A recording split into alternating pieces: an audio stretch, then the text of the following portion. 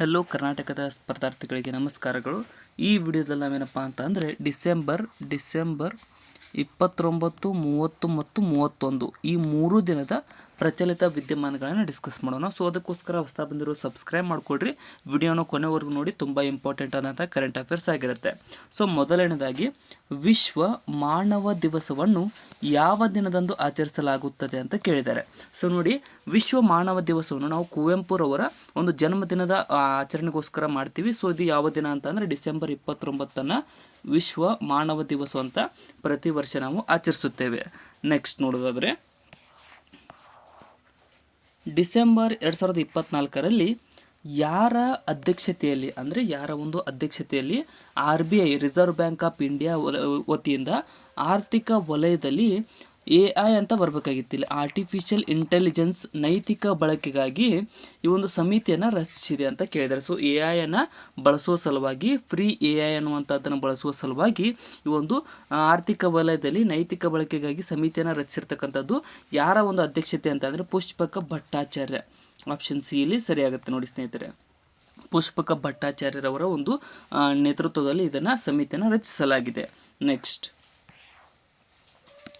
ಭಾರತೀಯ ರೈಲ್ವೆಯು ಯಾವ ರಾಜ್ಯ ಅಥವಾ ಯೂನಿಯನ್ ಟೆರಿಟರಿ UT ಅಂತ ಕರಿತೀವಿ, ಕೇಂದ್ರಾಡಳಿತ ಪ್ರದೇಶವಾಗಿರ್ತಕ್ಕಂಥದ್ದು ಯಾವುದೇ ಆಗಿರಲಿ, ಭಾರತದ ಮೊದಲ ಕೇಬಲ್ ಸ್ಲೈಡ್ ರೈಲು ಸೇತುವೆಯಾದಂತಹ ಅಂಜಿಕಾಡ್ ಸೇತುವೆ ಮೇಲೆ ಚಾಲನೆಯನ್ನು ಪೂರ್ಣಗೊಳಿಸಿದೆ ಅಂತ ಕೇಳಿದ್ದಾರೆ. ಸೊ ಇದು ಎಲ್ಲರಿಗೂ ಕರೆಂಟ್ ಅಫೇರ್ ಗೊತ್ತೇ ಇದೆ, ಟಾಲೆಸ್ಟ್ ರೈಲ್ವೆ ಬ್ರಿಡ್ಜ್ ಇದು. ಸೊ ಇದು ಏನಪ್ಪ ಅಂತಂದರೆ ಎಲ್ಲಿ ಅಂತಂದರೆ ಜಮ್ಮು ಕಾಶ್ಮೀರದಲ್ಲಿ ಈ ಒಂದು ಅಂಜಿಕಾಡ್ ರೈಲ್ವೆ ಒಂದು ಬ್ರಿಡ್ಜನ್ನು ಅನಾವರಣಗೊಳಿಸಲಾಗಿದೆ. ಸೊ ಇದು ಭಾಳ ಕೂಡ ಸುದ್ದಿಯಲ್ಲಿ ಕೂಡ ಇತ್ತು. ಬಟ್ ಇವಾಗ ಏನಪ್ಪ ಅಂದರೆ ಪೂರ್ಣ ಪ್ರಮಾಣದಲ್ಲಿ ಇವಾಗ ರೈಲು ಅದರಲ್ಲಿ ಸಂಚರಿಸಲು ಸ್ಟಾರ್ಟ್ ಮಾಡಿದೆ. ನೆಕ್ಸ್ಟ್, ಕೇನ್ ಮತ್ತು ಬೆಟ್ವಾ ಅಂತ ಕೂಡ ಕರೀತಾರೆ, ಬೆತ್ವಾ ಅಂತ ಕೂಡ ಕರೀತಾರೆ. ಕನ್ನಡದಲ್ಲಿ ಒಂದು ಸ್ವಲ್ಪ ಪ್ರೊನೌನ್ಸಿಯೇಷನ್ ಚೇಂಜ್ ಆಗ್ಬೋದು, ಎರಡು ಬಂದರೂ ಓಕೆ. ಬೆಟ್ವಾ ಇವೆರಡು ನದಿಗಳು ಇವುಗಳನ್ನು ಲಿಂಕ್ ಮಾಡಲು ಒಂದು ಯೋಜನೆಯನ್ನು ಪ್ರಾರಂಭಿಸಿದ್ದಾರೆ, ನರೇಂದ್ರ ಮೋದಿರವರು ಪ್ರಾರಂಭಿಸಿದ್ದಾರೆ. ರಾಷ್ಟ್ರೀಯ ಯೋಜನೆಯಡಿ ಯಾವ ಅಣೆಕಟ್ಟನ್ನು ನಿರ್ಮಿಸಲಾಗುತ್ತಿದೆ ಅಂತ ಕೇಳಿದ್ದಾರೆ. ಸೊ ಇವೆರಡನ್ನ ಲಿಂಕ್ ಮಾಡಿ ಒಂದು ಅಣೆಕಟ್ಟನ್ನು ನಿರ್ಮಿಸಲಾಗುತ್ತಿದೆ. ಸೊ ಅದರ ಹೆಸರೇನು ಅಂತ ಕೇಳಿದ್ದಾರೆ. ಅದು ಯಾವುದಪ್ಪ ಅಂತಂದರೆ ದೌಧನ. ಸೊ ದೌ ಅನ್ನೋದು ಕನ್ನಡದಲ್ಲಿ ಬರಲಿಲ್ಲ.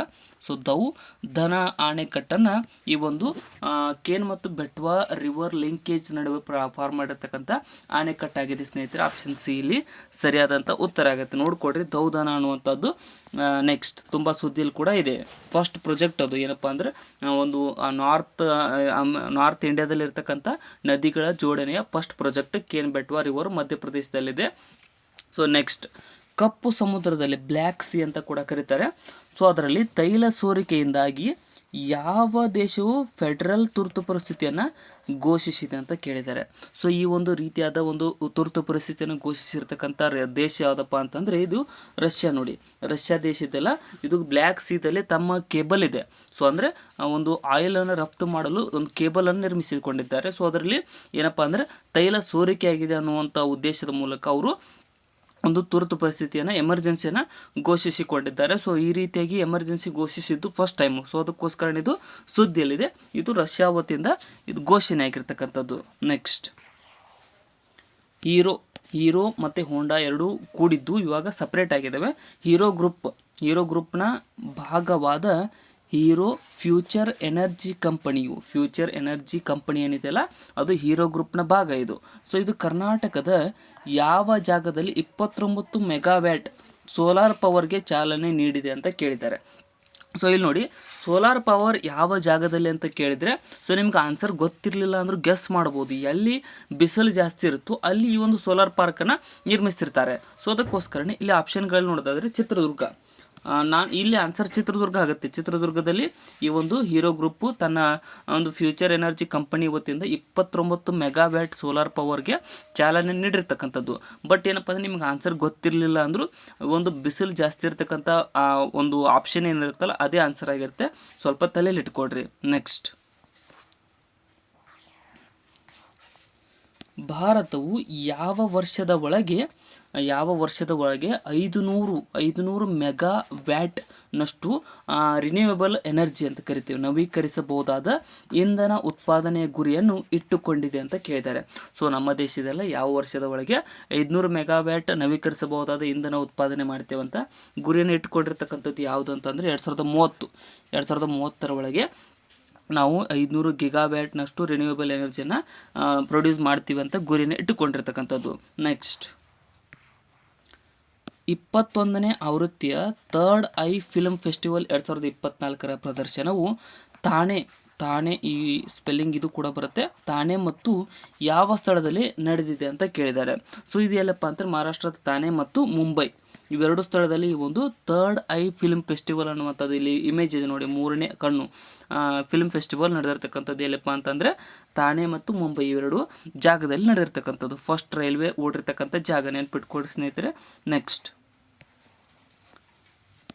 25ನೇ ಆವೃತ್ತಿಯ ವಿಶ್ವ ಆಡಿಯೋ ವಿಜುವಲ್ ಎಂಟರ್ಟೈನ್ಮೆಂಟ್ ಶೃಂಗಸಭೆ, ಆಡಿಯೋ ವೇವ್ಸ್ ಅಂತ ಕೂಡ ಕರೀತಾರೆ, audio visual world audio visual entertainment summit waves ಅನ್ನೋದು ಫುಲ್ ಫಾರ್ಮ್ ಆಗುತ್ತೆ.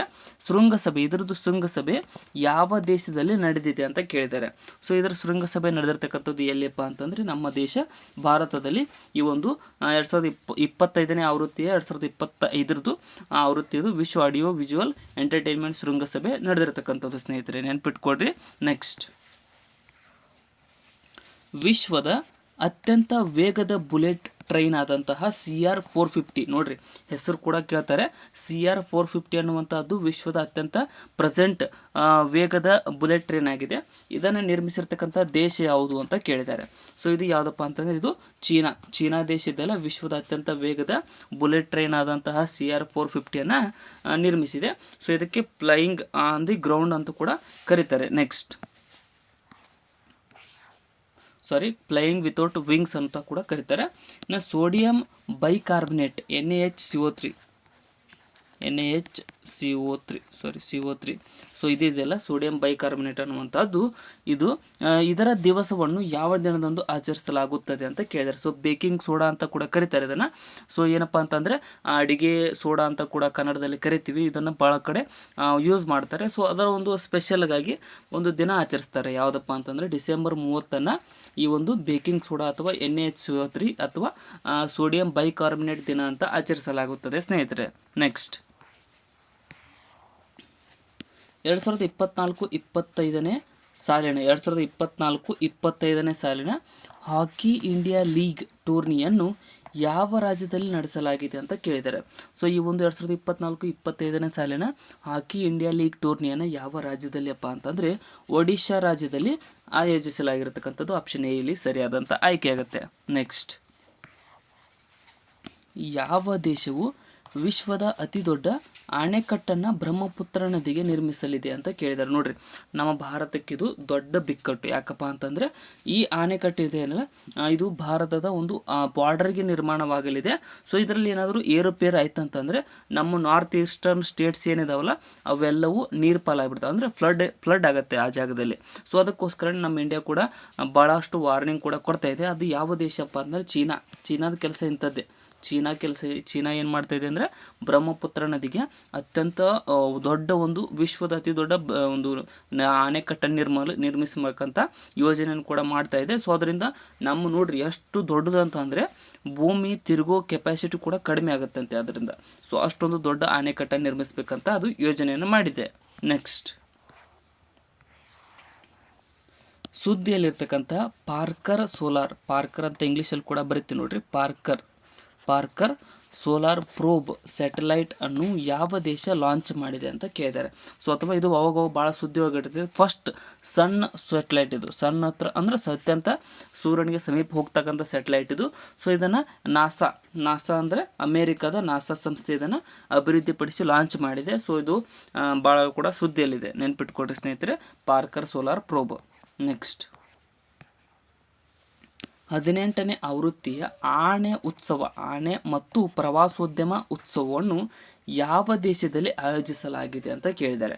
ಸೊ ಯಾವ ದೇಶಪ್ಪ ಅಂತಂದ್ರೆ ಇದು ನೇಪಾಳದಲ್ಲಿ 18ನೇ ಆವೃತ್ತಿಯ ಆಣೆ ಮತ್ತು ಪ್ರವಾಸೋದ್ಯಮ ಉತ್ಸವವನ್ನು ಆಯೋಜಿಸಿರ್ತಕ್ಕಂಥದ್ದು ನೆನ್ಪಿಟ್ಕೊಡ್ರಿ. ನೆಕ್ಸ್ಟ್,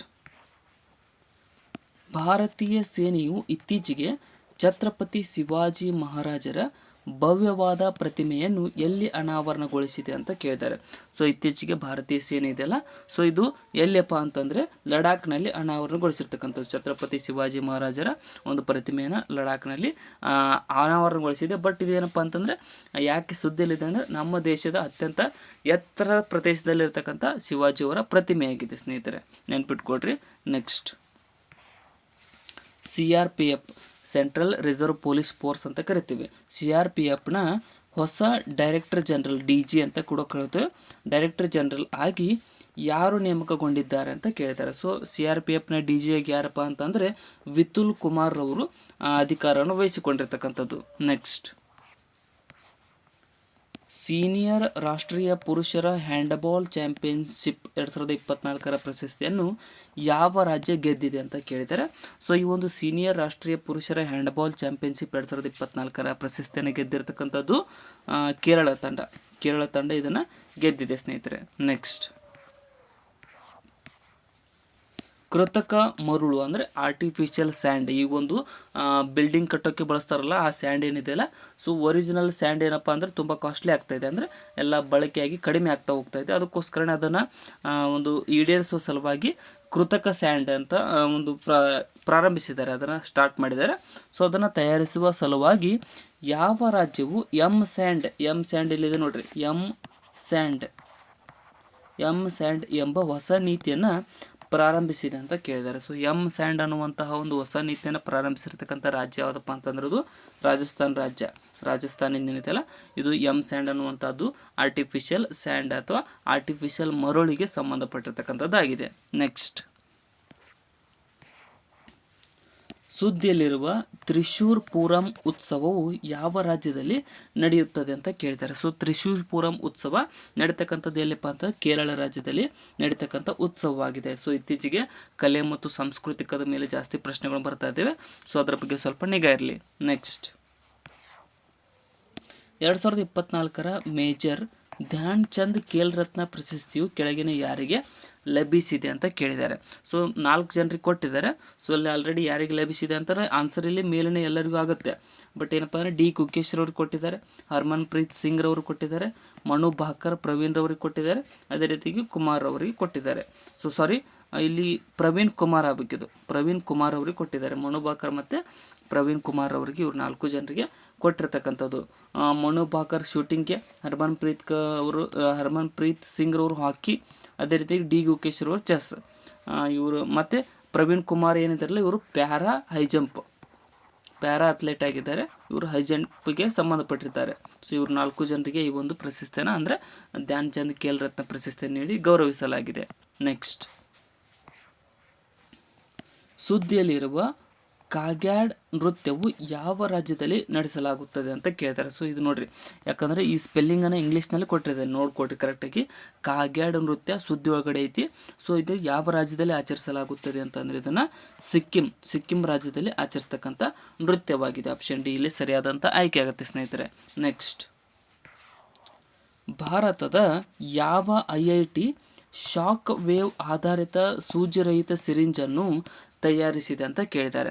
ಸೊ ಯಾವ IIT ಈ ಒಂದು ಶಾಕ್ ವೇವ್ ಆಧಾರಿತ ಸೂಜಿರಹಿತ ಸಿರಿಂಜನ್ನು ಅಂದರೆ ಸೂಜಿ ಇಲ್ಲದೆ ಸಿರಿಂಜನ್ನು ತಯಾರಿಸಿರ್ತಕ್ಕಂಥದ್ದು ಯಾವ IIT ಅಪ್ಪ ಅಂತಂದ್ರೆ ಇದು IIT ಬಾಂಬೆ ಇದೆಯಲ್ಲ, ಸೊ ಇದನ್ನು ತಯಾರಿಸಿರ್ತಕ್ಕಂಥದ್ದು ಸ್ನೇಹಿತರೆ. ಆಪ್ಷನ್ ಬಿ ಇಲ್ಲಿ ಸರಿಯಾದಂಥ ಆಯ್ಕೆ ಆಗುತ್ತೆ.